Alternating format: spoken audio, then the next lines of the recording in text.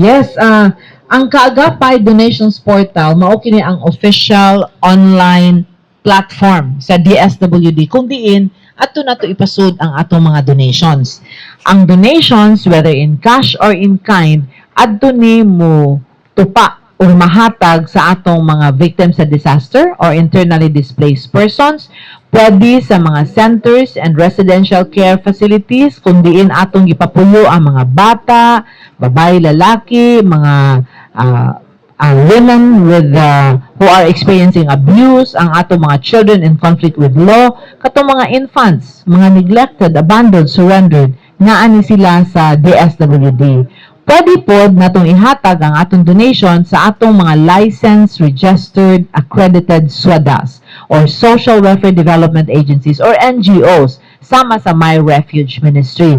Pwede po nato ihatag sa local government unit. Pero adto na to iagi sa online platform sa DSWD where all of your transactions can be traced. Ayun. Kani si RD online man ni RD, no? Makita ni sa ato, i-search lang nato ni sa Google. So if our ato mga bida partners ninyo, if you have time, pwede ninyo i-search, no? Mag-check nato. RD, nganong na-attain ani? Well, una, ang DSWD usamang gyud sa pirming makadawat og donations labi na sa panahon sa disaster. And also we notice nga daghang gustong mo donate sa bisan asa na lang. And also daghan sa mga panyag donations ug wa pa kay balo asa nito pa ang mao mga donations. So to make it easy for the public, especially those kind-hearted persons, ang Kaagapay online platform gihimo aron mas streamline, aron mas masayon.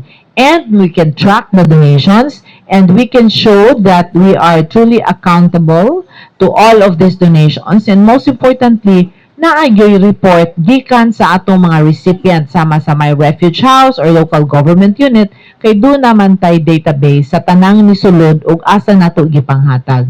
This is important because we also wanted to make sure nga ang katong gustong mo donate, i-channel nato sa proper donations portal.